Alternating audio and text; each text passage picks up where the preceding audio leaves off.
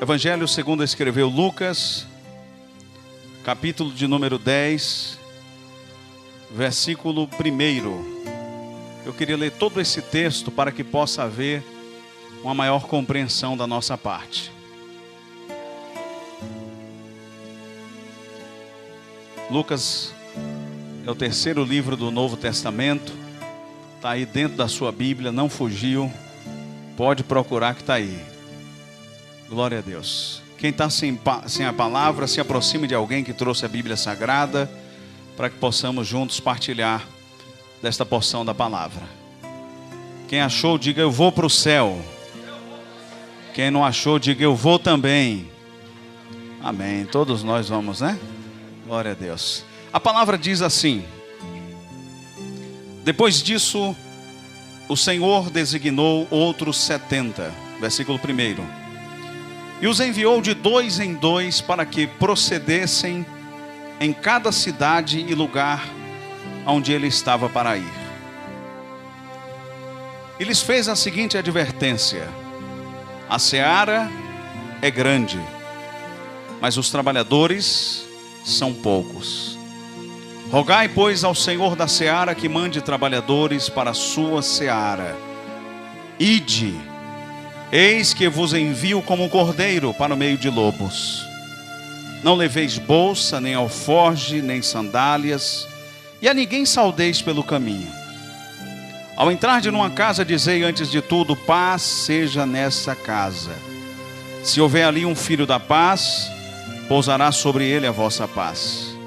E se não houver, ela voltará sobre vós. Permanecei na mesma casa, comendo e bebendo do que eles tiverem, porque digno é o trabalhador do seu salário. Não andeis a mudar de casa em casa. Quando entrardes numa cidade e ali vos receberem, comei do que vos for oferecido. Curai os enfermos que nela houver e anunciai-lhes: a vós outro está próximo o reino de Deus. Quando, porém, entrardes numa cidade e não vos receberem, saí pelas ruas e clamai: até o pó da vossa cidade, que se nos pegou aos pés, sacudimos contra vós outros. Não obstante, sabei que está próximo o reino de Deus. Digo-vos que naquele dia haverá menos rigor para Sodoma do que para aquela cidade. Glória a Deus. Pai, nós já fomos ministrados e abençoados nesta noite. Nós cremos na eficácia eterna desta palavra. Esta palavra é viva, ela é poderosa. E nesta noite, Senhor, nós iremos ministrar a Tua palavra. Eu quero anular todo o meu eu, Senhor, que toda manifestação do meu próprio ego caia por terra nesse instante, em nome de Jesus. Mas que o Senhor seja engrandecido neste lugar, que a Tua glória seja manifesta no nosso meio, de tal forma que possamos sair daqui, Senhor, revigorados com a Tua presença, fortalecidos, Senhor, com a Tua graça, e cheios da Tua unção, em nome de Jesus. Amém. Pode se assentar, querido, dando glória a Deus. É interessante porque a palavra de Deus, ela se explica por si só. Nós estamos diante do Evangelho cheio de detalhes. O Evangelho de Lucas, você pode observar que ele possui alguns detalhes que talvez os outros evangelistas não tenham. A narrativa do Dr. Lucas, escrevendo o livro que tem o seu nome, traz algumas narrativas bíblicas também que são atribuídas a outros evangelistas. Outros evangelistas escreveram. Mas é interessante que quando nós começamos a ler o capítulo 10 de Lucas, na sua totalidade, nós começamos a entender que o capítulo 10 de Lucas é o capítulo do serviço. Por que o capítulo do serviço? Porque nele está a história da missão dos 70. Nele nós encontramos o regresso desses 70 que foram enviados, glorificando a Deus e exultando, porque até os demônios se submetiam ao nome de Jesus. Encontramos a história do bom samaritano e encontramos também o acolhimento de Marta e Maria na casa do seu irmão Lázaro. E uma das principais características do crente, a principal característica do homem e da mulher que serve a Deus, que anda na presença do Senhor, é justamente servir. É interessante que o maior exemplo de serviço que nós temos é o exemplo de Jesus. Está registrado em Filipenses capítulo 2, versículo 5, que ele mesmo sendo Deus, ele não usou por usurpação ser igual a Deus. Antes se humilhou, tomou a forma humana e veio a esta terra. E a Bíblia diz que Deus o exaltou sobremaneira e lhe deu um nome que está acima de todo o nome, para que ao nome de Jesus todo joelho se dobre e toda língua confesse que Ele é o Filho de Deus, para a glória de Deus Pai, aleluia. O próprio Deus se esvaziou. Ele não chamou para si a sua deidade, mas antes se humilhou, tomando a forma humana. Para quê, pastor? Para servir. Para servir. Tem uma frase que diz assim, que o homem que não serve para servir, ele também não serve para viver. E de fato a principal característica nossa como crente é servir. E no capítulo 10 de Lucas nós observamos atentamente essa história. E ali estavam homens que pretendiam justamente servir a Jesus após reconhecê-lo e aceitá-lo como Senhor e Salvador da sua vida. Jesus pega 35 duplas, 70 homens e envia de 2 em 2 para pregar o Evangelho. Ele faz algumas recomendações àqueles homens. É interessante que o termo que o nosso querido evangelista Lucas, ele fala a respeito deste envio de Jesus, no capítulo 10, versículo 1, diz assim: depois disto, o Senhor designou, diga comigo, designou. Você sabe o significado de designar? Designar significa indicar alguém de maneira a distingui-la das demais.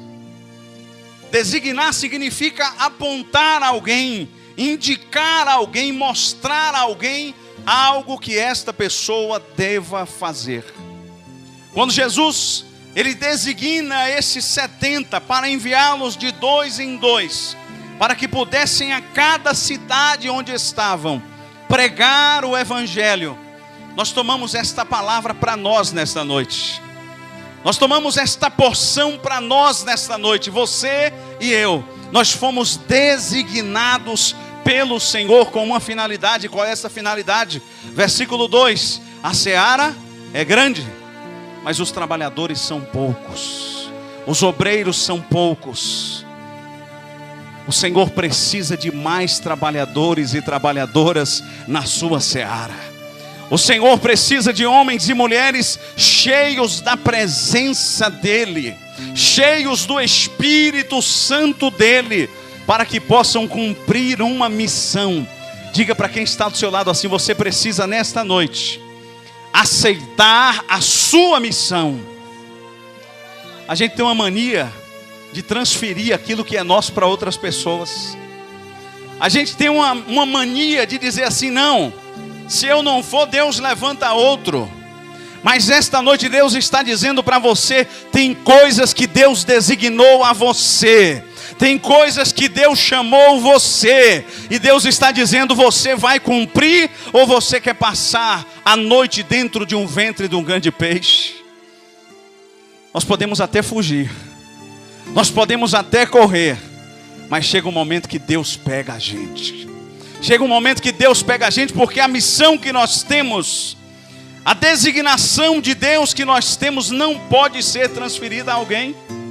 A irmã estava dizendo aqui, daqui a instantes atrás, olha, alguns homens estavam ali arrumando as redes, e Jesus passa naquele lugar. O que poderia se esperar de um pescador, senão adentrar ao mar, lançar a rede e pescar peixes? Mas Deus é aquele que, quando olha para o pescador, ele vê um homem cheio do Espírito Santo. Ele vê um homem que com intrepidez prega a palavra e as almas se convertem ao Senhor. Foi Jesus que chamou Pedro. José foi governador do Egito, mas antes de ser governador do Egito, ele estava na casa de seu pai. Davi, antes de ser rei de Israel, ele pastoreava as ovelhas. Deus não está se importando com a sua titularidade.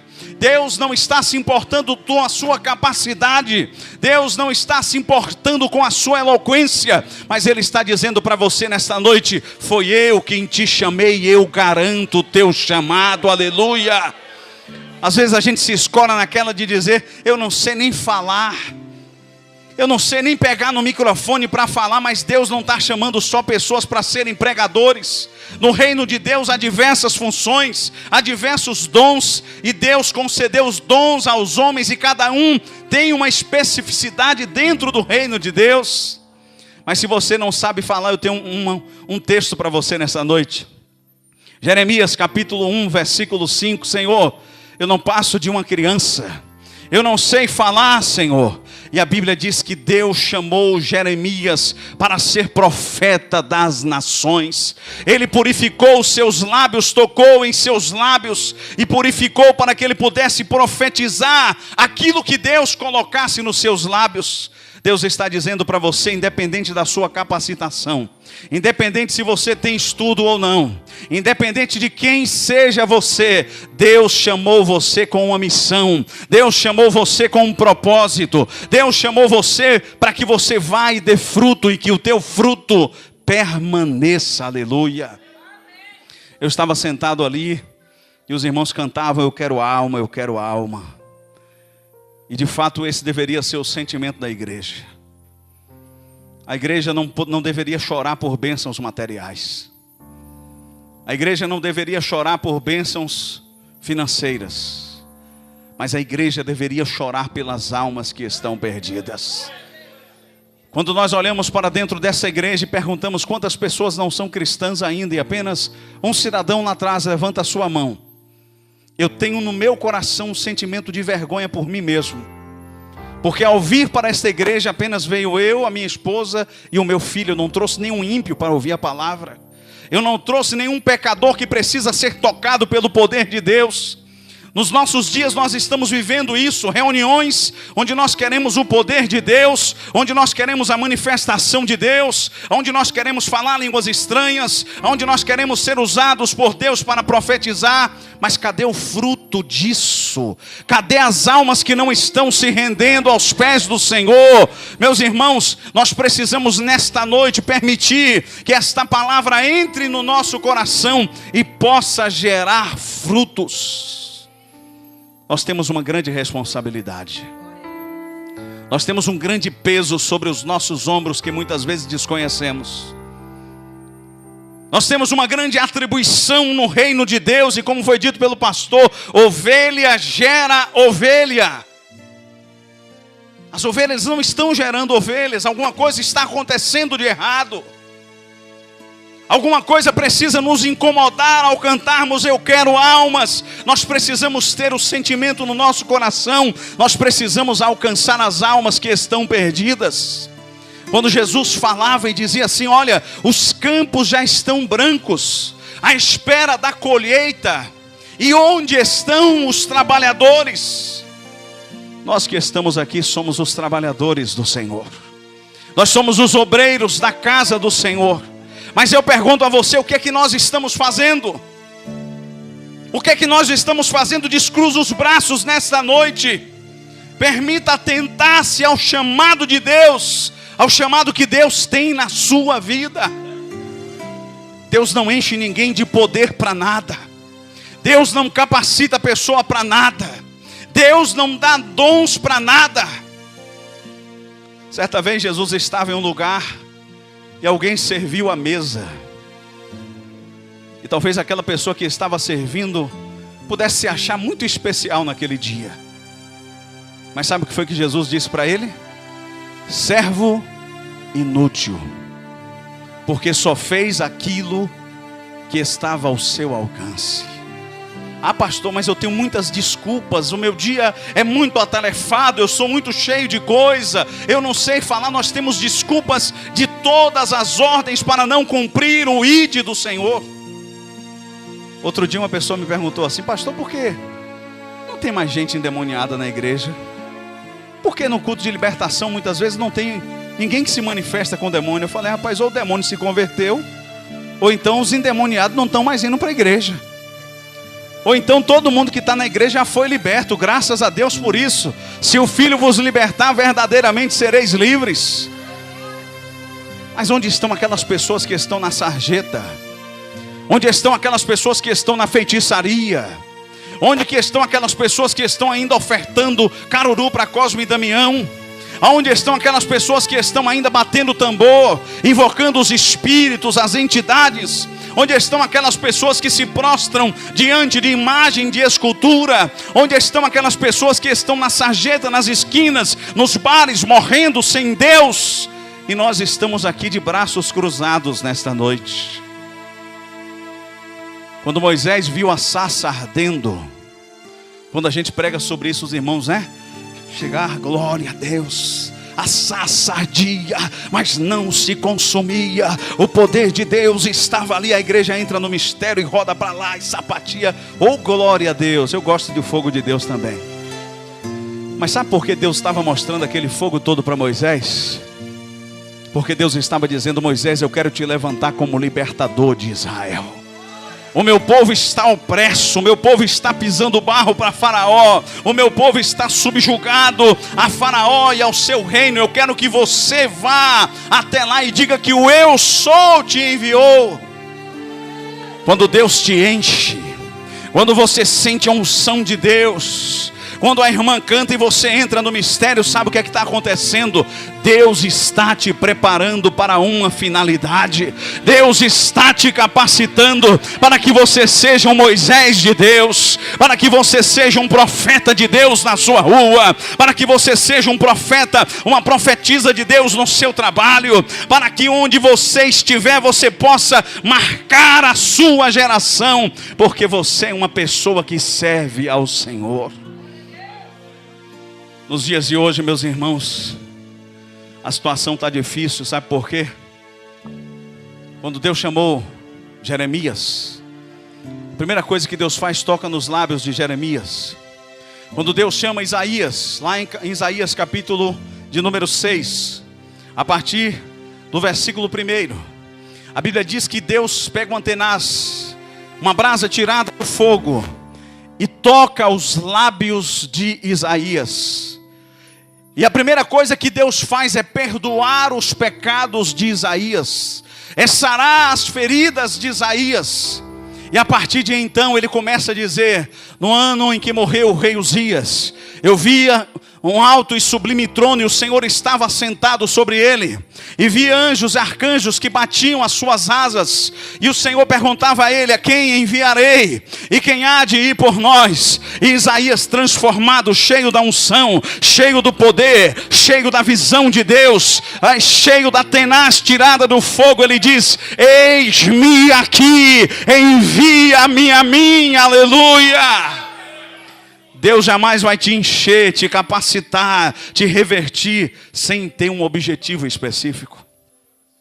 Em Atos capítulo 2, a palavra diz: estavam todos reunidos no mesmo lugar. De repente veio um som como de um vento impetuoso, encheu toda a casa onde estavam assentados, e começaram a falar línguas repartidas como de fogo. O mistério de Deus invadiu aquela casa, o fogo de Deus entrou naquele lugar. Como nós estamos aqui nesta noite, eles começaram a sentir a graça de Deus, eles foram capacitados. Mas no capítulo de número 3, Pedro abre a boca e a Bíblia diz que mais de 3.000 pessoas se convertem ao Senhor. Fogo é bom? Ô glória, quem gosta de fogo de Deus aí? E Deus vai te encher nesta noite, Deus vai te capacitar nesta noite. Eu profetizo que você vai sair daqui parecendo aquelas Toyota antigas em ponto morto, cheio da unção de Deus, cheio da presença de Deus, cheio da ousadia de Deus. Mas Deus vai te usar lá na tua casa, para você ganhar os seus vizinhos para Jesus. Deus vai te usar dentro da sua família, para você ganhar a sua família para Jesus. Deus vai te usar dentro do seu trabalho, para você ganhar o seu patrão, os seus colegas para Jesus. Aleluia! Tudo que Deus nos dá tem um fim específico. Jesus chama aqueles homens. Interessante que os homens do convívio de Jesus não eram 70. Não sei porque Jesus achou esse número aqui, 70. Os homens do convívio dele eram 12. Aqueles que estavam mais perto dele. Mas a proporção que os 12 recebiam unção, recebia a graça era multiplicada. Meu irmão, eu não aceito em nome de Jesus que a tua vida não dê fruto. Eu repreendo em nome de Jesus que você seja um cristão infrutífero. Tem cristão que é igual àquela figueira que Jesus amaldiçoou. Graças a Deus ele já se converteu, mas ele não gera um fruto sequer. Ele não gera um fruto. Mas eu profetizo que você será videira frutífera nesta noite. Eu profetizo que você será uma videira frutífera onde você estiver, aonde você colocar a planta dos teus pés, aonde você chegar vai ser bênção. Os milagres vão atender a tua ordem, a doença vai sair em nome de Jesus, os demônios vão sair em nome de Jesus, porque eu creio que há unção de Deus sobre a tua vida nesta noite. Aleluia, Deus está te capacitando. Deus está te revestindo. Deus está te preparando com uma missão. Se prepara, meu irmão. Se prepara, minha irmã. Deus vai te levantar nesta terra com ousadia. Mas eu queria elencar algumas coisas que o crente precisa. No capítulo 10 de Lucas nós encontramos 5 características. Eu anotei aqui 5 características que os trabalhadores do reino de Deus precisam fazer. Versículo 3: Ide, eis que eu vos envio como um cordeiro para o meio de lobos. O que é que Jesus estava querendo dizer com isso? Na sua missão de pregar o evangelho, de anunciar o reino de Deus, você não vai ter só flores não. A gente se engana às vezes. A gente acha que quando a gente vai pregar a palavra de Deus, a gente só vai ter louros, a gente só vai ter benécias. Para estar aqui pregando hoje, eu já enjoei 2 semanas. Para estar pregando hoje aqui, eu já enjoei 2 semanas. Eu orei hoje a manhã quase toda. Não é fácil a vida de quem faz a vontade de Deus. Não é fácil a vida de quem cumpre o ide do Senhor. E nas nossas idas, nós vamos encontrar, meus irmãos, lobos travestidos de cordeiros. Nós vamos encontrar pessoas que ao invés de nos lançar para cima, nos jogam para baixo. Nós vamos encontrar pessoas que querem o nosso mal. Mas Deus está dizendo para nós, a primeira coisa que Deus está dizendo para nós: olha, não tema as coisas que virão sobre ti. Diga para o irmão que está do seu lado assim: não temas. Não temas as coisas que virão sobre ti. Sabe por quê? Porque Deus te dá nesta noite autoridade. Aleluia. Deus te dá autoridade. Receba da parte de Deus nesta noite autoridade sobre a tua vida. Aleluia. Oh, glória a Deus. Autoridade. O que é autoridade? Autoridade é poder delegado. Eu não tenho autoridade, mas eu recebo a autoridade de alguém. Quem é que te dá autoridade nesta noite? Jesus. Jesus te enche de autoridade. Jesus está derramando autoridade sobre a sua vida. Jesus está derramando intrepidez sobre a tua vida. Ele está dizendo para você: as palavras virão nos seus lábios e você não sabe de onde está saindo, mas é Deus usando você, é Deus levantando você, é Deus te dando ousadia para você colocar o dedo, profetizar e entregar tudo o que Ele tem para falar. Aleluia. Eu vos dou autoridade. Você comerá alguma coisa mortífera e não te fará dano algum. Você tem autoridade para pisar serpentes e escorpiões. Mateus capítulo 28, há um texto onde o Senhor nos diz a respeito dessa autoridade. Eu queria ler com vocês, Mateus capítulo 28, abra sua Bíblia agora bem rapidinho. Glória a Deus. Eu perguntei à pastora assim, a pastora pode ir até que horas? Ela falou assim, pastor, 10h30, 11, hoje é sábado mesmo, deixa Deus te usar. Então estou aqui à vontade, viu, irmão? Mas eu vou cumprir o horário em nome de Jesus. Até meia-noite eu não passo em nome de Jesus. Mateus 28, o que é que Jesus diz para você nesta noite? Guarde essa palavra no seu coração. Guarde esta palavra quando o inimigo tentar te afrontar. Guarde esta palavra quando os adversários se levantarem contra você. Jesus, aproximando-se, falou-lhes dizendo: toda autoridade me foi dada no céu e na terra. Aleluia!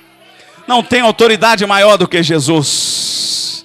Jesus, ele tem toda a autoridade no céu e na terra. E o que ele diz no versículo 19: ide, portanto, fazei discípulos de todas as nações, batizando-os em nome do Pai, do Filho e do Espírito Santo, e ensinando-os a guardar todas as coisas que eu vos tenho ordenado. E eis que eu estou convosco todos os dias, até a consumação dos séculos. Aleluia! Sabe o que é que ele está dizendo para você? Eu tenho toda a autoridade. Toda a autoridade me foi dada no céu e na terra. E eu transfiro para vocês essa autoridade. Podem usar o meu nome. E eu vou estar convosco todos os dias, até a consumação dos séculos. Por isso, não temas adversidades, não temas lutas, não temas as dificuldades. Sabe por quê? Porque Deus é contigo, aonde quer que você vá. Aleluia! Deus é contigo, não temas. Ah, pastor, o homem é grande, como é que eu vou falar? Meu patrão, se eu falar de Jesus para ele, vai me demitir. Chega na hora certa. Que hora é a hora certa, pastor? Em tempo e fora de tempo. Prega a palavra, quer seja em tempo ou fora de tempo. Anuncia Jesus. Fala o que Jesus fez na sua vida. Fala da transformação que Ele fez na tua vida. Fale porque Jesus, Ele está na tua vida e o que Ele é capaz de fazer na vida do outro. Prega a palavra de Deus com autoridade. Aleluia! Jesus te dá autoridade. 1 Pedro, capítulo 5, versículo 8. Tem outro texto para nós. Um ensinamento de Deus nessa noite para nós. Olha o que a palavra de Deus diz. É um texto muito conhecido dos irmãos. 1 Pedro 5,8, a palavra diz assim: sede sóbrios e vigilantes. O diabo, vosso adversário, anda em derredor como leão, que ruge, procurando alguém para devorar. Resisti-lhe firmes na fé, certos de que os sofrimentos iguais aos vossos estão se cumprindo na vossa irmandade espalhada pelo mundo. Deus nos deu autoridade também contra Satanás. O crente, ele não tem que fugir de demônios. O crente tem que enfrentar e ir para cima. Sabe por quê?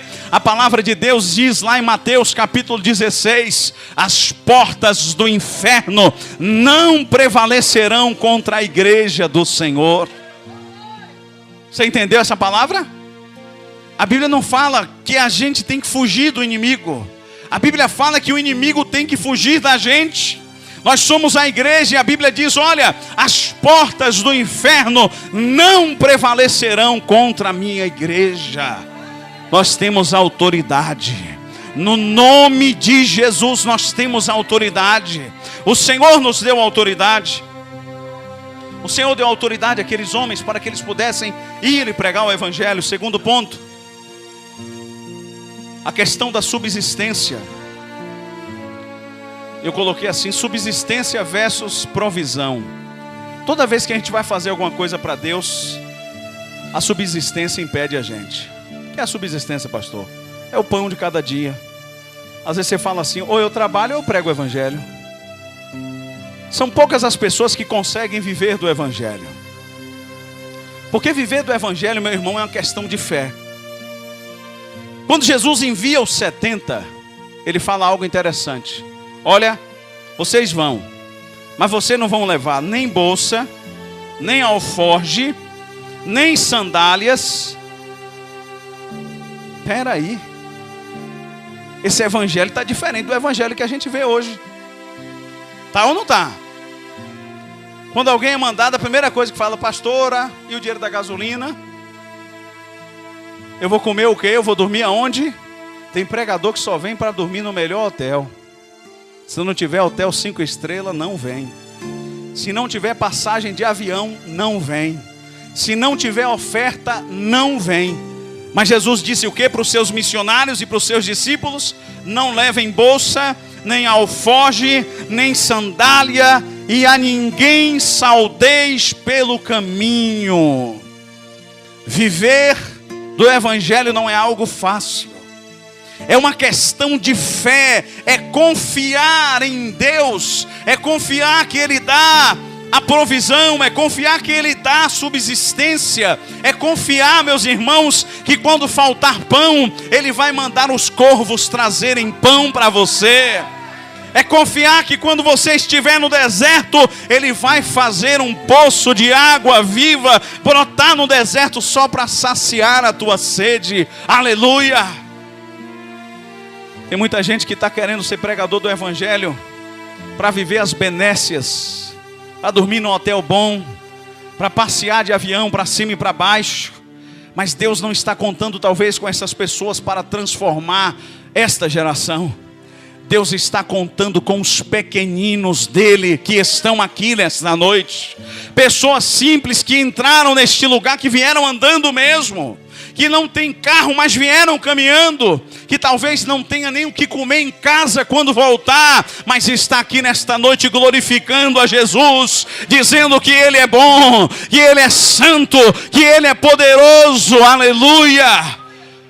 Oh, observai os lírios no campo, não trabalham, não ceifam, contudo nem mesmo Salomão em toda a sua glória se vestiu como um deles. Eu quero te dar uma boa notícia nessa noite. Deus cuida da tua vida, Deus cuida da tua subsistência. Fica tranquilo, não vai faltar o pão de cada dia na tua casa não. O salmista disse para nós lá no Salmo 27, Salmo 37, versículo 25: eu fui moço e hoje eu sou velho, mas eu nunca vi um justo desamparado, e nem sequer sua descendência a mendigar o pão. Aleluia! Não vai faltar o pão sobre a tua mesa, não vai faltar vestimenta para você, sabe por quê? Porque quem te chamou é Deus. É Deus quem te sustenta. É Deus quem faz o pão de cada dia chegar à sua mesa. Aleluia! Os 70 não estavam preocupados se ia ter comida ou não. Eles queriam pregar o evangelho. Deve existir num crente uma necessidade, uma vontade que seja maior do que ele de pregar o evangelho. Deve existir no crente um desejo tão grande pelas almas, a ponto de não se preocupar com nada, porque Deus supre todas as coisas. Aleluia! Elias, 1 Reis, capítulo 17, versículo 2. Muito obrigado, querido. Ele foi alimentado pelos corvos. Não tinha comida para ele, mas todos os dias. Eu até brinco, porque é interessante. Qual era a comida que Elias comia? Quem sabe me dizer? Vinha pão e vinha o quê? Carne. Pão com carne é o quê? Hambúrguer, meu irmão. O homem estava num deserto, o McDonald's chegava. Ele estava num deserto, o Burger King chegava. Sabe por quê? Porque é Deus que supre as nossas necessidades. Vinha o pão, vinha a água, o córrego tinha água, porque era Deus quem providenciava. Quando nós vamos para 2 Reis, a história do profeta Eliseu, nós vamos ver que é interessante, porque lá já é o contrário. Deus pede que ele chegue até a casa de uma viúva para pedir sustento. E quando ele chega, ele pede um pouco de água e fala assim: olha, traz alguma coisa para eu comer. A viúva diz o que para ele? Eu só tenho um pouquinho de farinha, um pouquinho de azeite, vou fazer um bolozinho aqui, vou comer e vou morrer. Meu irmão, Deus coloca a gente também em cada estreito, viu? É ou não é? Imagine, Eliseu, tu vai, chega na cidade lá, tu procura uma viúva. Ele pensou no mínimo assim: a viúva deve ser aposentada, né? Com a pensão fortíssima do seu marido. aposentou com o teto do INSS, uma fazendeira, né? Vai ter leite à vontade, vai ter abundância. E outra coisa, e quando ele chega lá, ela diz assim: eu só tenho aqui um pouquinho de farinha, um pouquinho de azeite, eu vou fazer um bolinho aqui, vou comer e vou morrer. Olha que estreito. Mas quando Deus chama, Deus garante. O milagre de Deus aconteceu naquela casa. Em primeiro lugar, porque ele falou assim. A Bíblia diz que ele ordenou aquela mulher dizendo: olha, vá, faz primeiro o meu bolo, traz primeiro para mim, depois faz para vocês, porque hoje Deus vai entrar com providência e vai fazer multiplicar. Não vai faltar a farinha na tua botija, não vai faltar o azeite na tua casa, porque Jeová Jiré está passando lá hoje, aleluia. O Deus que provê todas as coisas está entrando com providência, aleluia. Quando você se preocupa com as coisas de Deus, Deus cuida de você. Se preocupa mais com a casa do Senhor. Se preocupa mais com a obreira da casa do Senhor. Se preocupa mais com as coisas de Deus, porque você, quando cuida das coisas de Deus, Deus cuida da tua casa. Quando você cuida da casa de Deus, Deus cuida da sua família. Os milagres acontecem. Aquela mulher estava toda endividada. Aquela mulher estava sofrendo. E ele diz: pega vasilhas, não poucas, enche de azeite, porque a partir de hoje você vai viver uma nova realidade. Eu profetizo em nome de Jesus que Deus está entrando com providência na sua vida financeira, que Deus está entrando com providência na tua casa. E se você crer nesta noite e receber da parte de Deus, o milagre vai acontecer na tua subsistência. Você vai colocar a cabeça no travesseiro e vai dormir a partir de hoje. Eu profetizo que um tempo novo vai chegar nas tuas finanças, em nome de Jesus. Você vai ter para dar, você não vai precisar mais não. Você não vai precisar tomar emprestado mais não, porque você vai ter para dar, para abençoar outras pessoas, porque é Deus que fala contigo nesta noite. Aleluia, aleluia, aleluia, aleluia. Mas para isso eu preciso fazer alguma coisa. Eu não posso ficar parado. Eu tenho que ser diligente. Uma frase que me chama a atenção no texto do capítulo 10 é assim: não leva bolsa, nem alforje, nem sandália, e a ninguém saudeis pelo caminho. Que é isso? A ninguém saudeis pelo caminho. Eu estava lendo isso hoje e falei: meu Deus, que negócio é esse? Não saudar ninguém. É você estar tão contrito, tão centrado, tão concentrado naquilo que você está fazendo, que pode passar 1 milhão de gente, pode até passar um carro, tirar um fino de você, mas você nem olha para ele, nem liga, porque você quer fazer a vontade de Deus, você quer fazer a obra de Deus. Nada vai chamar a sua atenção, nada vai te distrair, nada vai tirar o teu olhar, nada vai tirar a tua atenção de Deus, porque você está trabalhando e agindo diligentemente. O apóstolo Paulo, ele lá em 2 Timóteo capítulo 2, versículo 4, ele fala assim: nenhum soldado em serviço se envolve com os negócios desta terra. Às vezes a gente está tão ligado aqui na terra que a gente esquece dos céus. Está tão ligado no que vai pagar, no que vai receber, no que vai comprar, no que vai vender, no pão de cada dia, na feira que vai fazer, nas coisas do dia a dia, arrumar a casa, que a gente se esquece das coisas de Deus. Marta, ela recebeu, aqui no capítulo 10 de Lucas, Jesus dentro da sua casa. Estava ela e Maria. Maria, meu irmão, se quedou aos pés do Senhor. Ela se jogou, ela falou: daqui eu não saio, daqui ninguém me tira. Eu vou ficar aqui nos pés de Jesus. E Jesus ensinava. E Marta estava onde? Fazendo a comida. Alguém precisa fazer a comida nessa casa, senão não tem comida meio-dia. Jesus reclama: por favor, manda Maria vir para cá, Jesus. Eu estou fazendo as coisas aqui sozinha. E Jesus diz o que para ela? Olha, ela escolheu a melhor parte. Não existe nada na nossa vida que seja melhor do que servir a Jesus. Não existe nada na nossa vida que seja superior a fazer a vontade de Jesus. Mas fazer com diligência. Diga: com diligência. O soldado, quando está em diligência, ele para tomar uma aguinha, para fazer um lanche. Ele vai atrás do bandido. O bandido entrou na esquerda, ele sai rasgando com o carro, com a viatura, entra à esquerda, porque está diligentemente fazendo alguma coisa. Agora, por que para Deus a gente faz tudo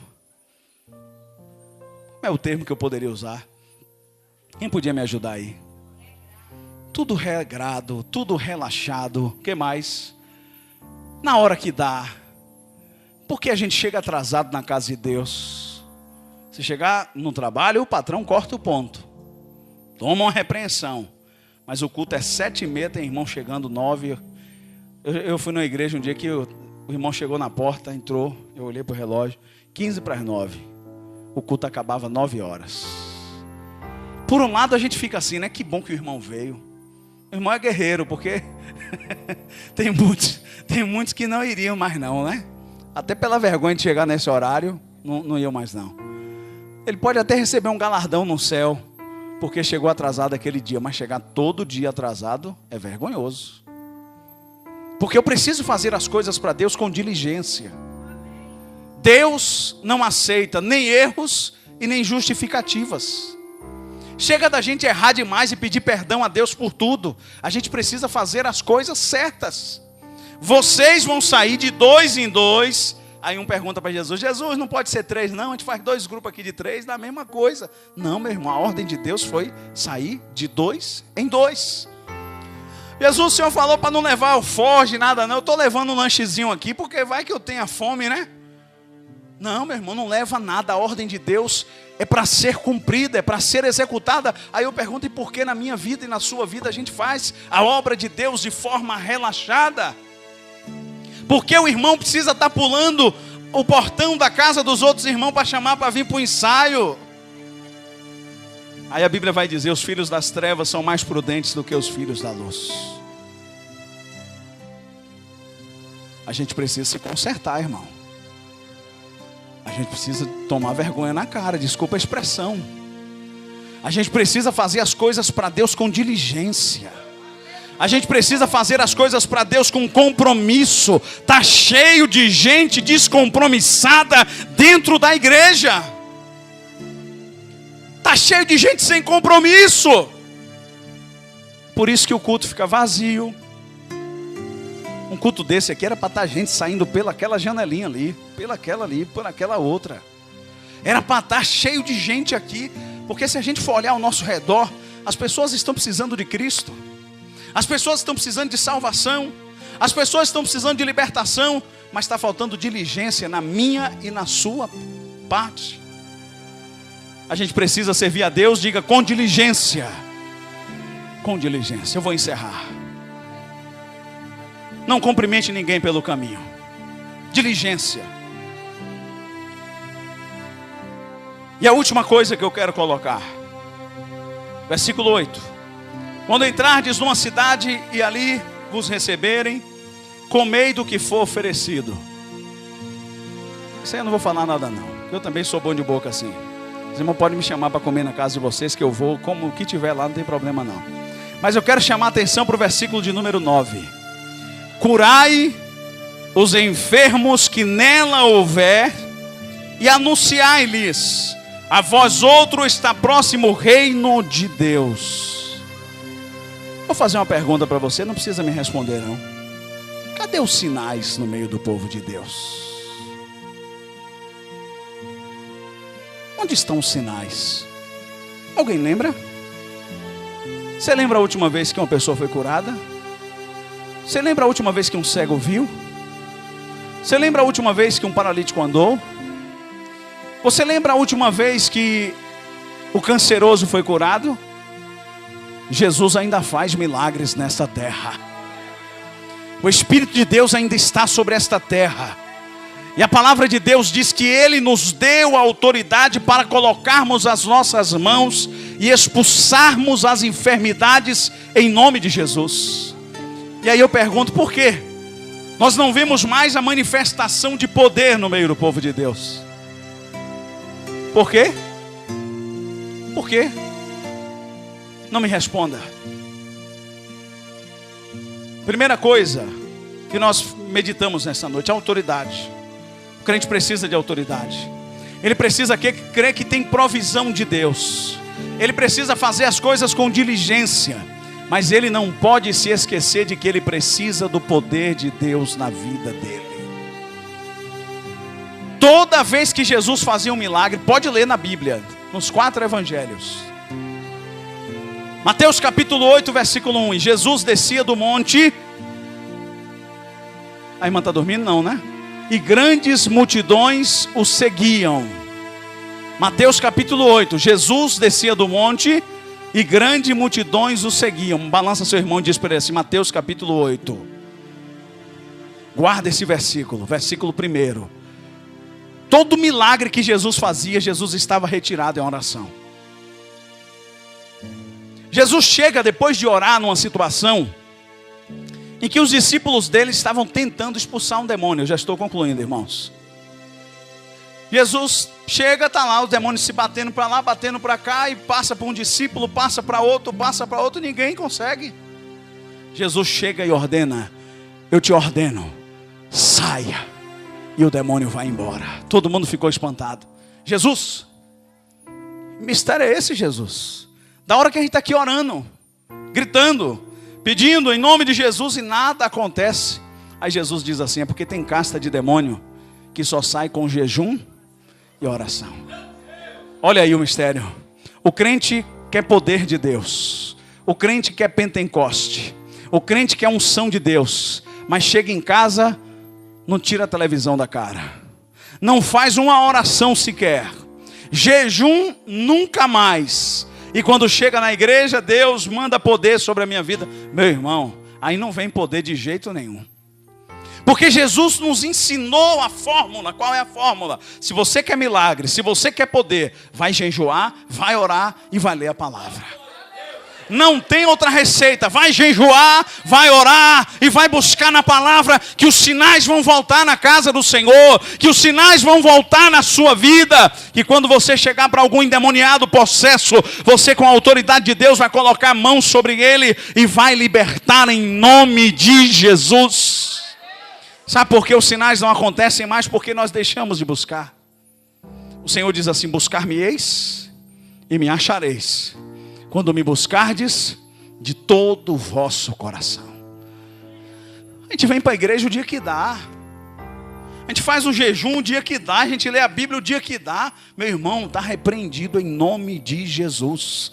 Eu repreendo toda a frieza na sua vida em nome de Jesus. Eu repreendo todo desleixo espiritual na sua vida em nome de Jesus. Eu profetizo que hoje Deus vai puxar a tua coberta nesse frio, para você 3 horas da manhã colocar o teu joelho no chão e clamar a Deus dizendo, eu preciso da manifestação do teu poder na minha vida. Aleluia! O culto é uma continuação daquilo que nós estamos na nossa casa. Tem gente que chega no culto só o bagaço. Só... Tem um negócio da rabiola que o pessoal fala, como é? Como é? Só o pó, né? Só o caco. Aí quer sentir a unção de Deus. O pregador tem que se esgoelar, a cantora tem que se esgoelar. Todo mundo tem que gritar um bocado para ver se o irmão sente. O irmão chega em casa ainda e fala assim, rapaz, o pregador pregou 1 hora, mas não senti nada. Toma vergonha na cara, meu irmão. O crente precisa, falou o nome de Jesus, o crente já tem que estar chorando. Já tem que estar com o chorador ligado, já tem que estar igual o pastor aqui, né, pastor? Com o lenço na mão para enxugar as lágrimas. Hoje falta lágrima na igreja. Hoje falta quebrantamento na igreja. Sabe por quê? Porque o pecado tomou conta. Porque estamos pecando deliberadamente. Estamos vivendo uma vida contra Deus, estamos pecando escondido, estamos fazendo coisas escondido. Esse celular na mão está repreendido em nome de Jesus. Tem crente vendo o que não deveria ver, tem crente fazendo o que não deveria fazer, e em nome de Jesus esse espírito está repreendido agora em nome de Jesus. Agora eu preciso ouvir uma palavra como essa e precisa causar em mim alguma coisa. Porque eu vou te dizer uma coisa, perdão meu irmão que não é crente ali, que eu estou pregando para os crentes agora, viu irmão? Você vai ser crente ainda, Deus tem um plano na sua vida, meu irmão. A sua hora vai chegar, em nome de Jesus. Mas vocês são crentes que estão aqui, quanto a gente não tomar vergonha na cara, quanto a gente não pagar preço, não orar, não fazer aquilo que a Bíblia manda a gente fazer, Deus não vai se manifestar de forma alguma no nosso meio. E eu vou dar um conselho para você. Pega a tua Bíblia, rasga e vai para casa e não volta mais não. Porque ou você é crente ou você não é. Ou a Bíblia diz lá em Apocalipse: ou quente ou frio, porque morno eu vou vomitar da minha boca. E tem muita gente que Deus está esperando só o momento certo para vomitar da boca, para colocar para fora. Mas misericórdia de nós. Que Deus tenha misericórdia de nós esta noite. Que essa palavra possa causar, meu irmão, eu não vim aqui te emocionar. Eu não vim aqui também encher o teu ego. Eu vim aqui falar a verdade. Eu tenho um compromisso com Deus e com a palavra. E a gente precisa, nesses últimos dias que antecedem a vinda do Senhor Jesus, se consertar diante de Deus. Porque senão nem a gente vai para o céu, a gente vai para o inferno. A gente está servindo a Deus em vão. A gente está esquentando cadeira e banco de igreja em vão. O crente tem que ter ousadia com Deus. O crente tem que ter comunhão com Deus. O crente tem que ter vida no altar. Porque Deus precisa de homens e mulheres cheios da sua presença para cumprir o seu ide nesta terra. Eu me envergonho nesta noite de contar isso para vocês. Eu preguei muito em ônibus. Eu não aguentava viajar no ônibus, que eu levantava e pregava. Era certo. Era eu viajar de ônibus, quando chegar no meio da viagem eu levantava: senhoras e senhores, eu quero chamar a atenção de vocês. Folheto na mão, tchan, tchan, tchan, pregava o evangelho, orava e sentava no meu lugar. Hoje eu não prego mais, porque eu estou de carro. Será que vai precisar Deus tirar o carro para eu voltar a andar de ônibus de novo? Está repreendido, né, irmão? Em nome de Jesus. A gente precisa, irmãos, consertar. O que está cortando lá, está cortando cá também. Deus, Ele quer nos usar. A canção falou: deixa eu te usar. Mas sabe qual foi a única vez que Deus falou que ia precisar de alguma coisa na Bíblia? Que Jesus falou que ia precisar de alguma coisa? Quem lembra aí? Vocês vão até a entrada de Jerusalém. Chegando lá tem um jumentinho amarrado. Pega o jumentinho, traz. E se alguém perguntar, diga assim: eu preciso do jumentinho. A única vez que Jesus precisou de alguém ou de alguma coisa foi para aquele jumentinho, para montar no jumentinho e entrar em Jerusalém.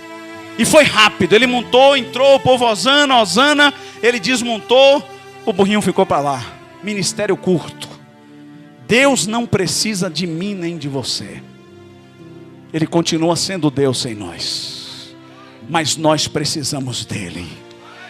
Eu preciso ser usado por Deus. Você precisa ser usado por Deus. Você precisa de unção na sua vida. Eu preciso de unção na minha vida. Nós dependemos dele, vivemos por ele, existimos por ele. E a palavra diz: porque dele, por ele e para ele são todas as coisas. Glória, pois, eternamente seja dada ao Senhor. Aleluia.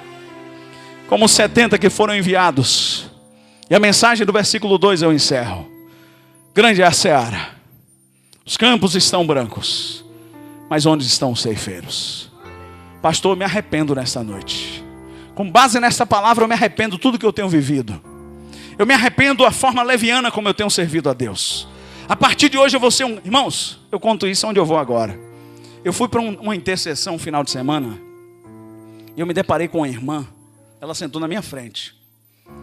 Não tinha como não perceber o joelho da irmã. 2 bolachonas desse tamanho de oração. 2 calos. E eu falei: meu Deus, eu preciso me converter mais. A irmã está orando, eu não estou orando assim. Não tô, meu joelho aqui eu não vou mostrar não, porque não tem calo ainda não, irmão. O seu tem? Aí eu fui conversar com o esposo dessa irmã. Ele falou assim: pastor, eu já li a Bíblia pelo menos umas 75 vezes. E quando eu tiro para ler, 2 meses eu leio a Bíblia todinha. Eu falei: meu Deus do céu, deixa eu ir embora. Essas coisas precisam consertar crente. Precisa fazer a gente converter de novo. Porque é isso que João Batista fazia quando estava no deserto. Pregava para ver mesmo o povo se arrepender dos pecados. Qual era o discurso de João Batista? Arrependei-vos porque é chegado o reino dos céus. Jesus vem e faz o mesmo discurso: arrependei-vos porque é chegado o reino dos céus. Nós precisamos nos arrepender nesta noite. Se queremos ser usados por Deus, se queremos que a autoridade dele esteja sobre a nossa vida, se queremos que ele venha tratar da nossa subsistência, da nossa manutenção, providenciar o pão para nós, se quisermos ser diligentes e se quisermos manifestação do poder de Deus na nossa vida, eu preciso me arrepender. Fica de pé nessa noite.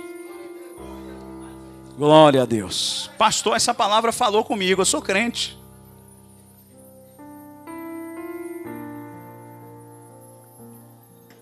Mas eu preciso me arrepender nesta noite. Sai do seu lugar.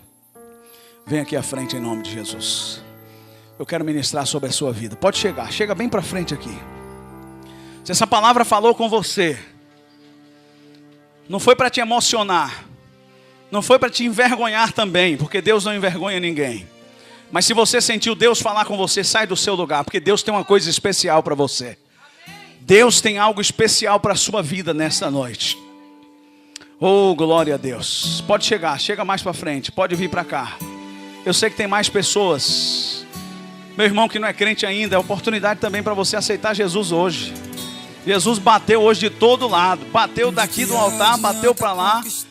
É o tempo aceitável para você aceitar Jesus como Senhor e Salvador da sua vida. É noite de arrependimento, é crente se arrependendo, é ímpio se convertendo. Hoje, em nome de Jesus, você vai sair daqui outra pessoa, porque Deus vai te renovar nessa noite, porque Deus vai tocar na tua vida com unção, com poder. Deus vai tocar na tua vida, Deus vai te dar algo novo nessa noite. Porque Satanás não vai mais te envergonhar. Ele é o acusador. Ele nos acusa diante de Deus. Ele foi aquele que chegou e disse lá para Deus: está vendo Jó lá embaixo? Tocou em tudo de Jó, mas não tocou na vida de Jó. Satanás não vai te envergonhar. Satanás está derrotado nesta noite em nome de Jesus. Porque a vitória é tua. A vitória é tua em nome de Jesus. Em nome de Jesus. Vou pedir à irmã que prepare um louvor. A irmã que está conosco, né? Está com a garganta ainda afinada aí, varô? Deixa Deus te usar. Prepara um louvor para você cantar daqui a pouco. Eu vou orar pela sua vida nessa noite. Eu não sou nada, mas eu quero ser instrumento de Deus nessa noite. Você que está aqui à frente, feche seus olhos nesta hora. Aquebrante o teu coração. Você está aqui porque você veio diante do altar de Deus. Você está aqui porque você quer ser renovado e renovada por Deus. Você está aqui porque a palavra tocou o seu coração. Você está aqui porque você quer conserto nessa noite. Você está aqui porque você quer quebrantamento. Tem gente aqui que nunca mais sentiu a presença de Deus e vai sentir hoje. Tem muita gente que não sentiu, mas a culpa não está no ministério, na pastora, nos pastores. A culpa está em você.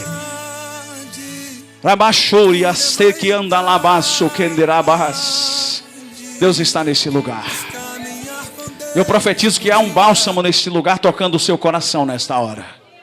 Eu profetizo que há um bálsamo de Deus curando a tua vida nesse instante. Eu profetizo que há uma unção nova chegando sobre ti, sobre a tua vida, em nome de Jesus. Já tem pessoas sentindo a graça de Deus. Já tem pessoas chorando neste lugar. Já tem pessoas se quebrantando na presença de Deus. Outras vão entrar no mistério. Outras vão ser quebrantadas. Mas Deus vai agir nesta noite no nosso meio em nome de Jesus. Deus, eu peço a Ti, Senhor, que a unção que está sobre a minha vida nesta noite, que a unção que o Senhor me confiou, e que eu tenho, Senhor, levado a sério, eu tenho pago o preço para que isso aconteça. Só o Senhor sabe, ó Deus, o que eu tenho passado. E eu quero, Senhor, nesta hora, em nome de Jesus, que a Tua unção, que o Teu poder, que a Tua graça possa ser manifesta nessas pessoas agora. Em nome de Jesus, começa a receber. Começa a receber Deus na tua vida. Começa a receber unção. Começa a receber poder. Começa a receber graça de Deus na tua vida. Seja tocado pela presença de Deus.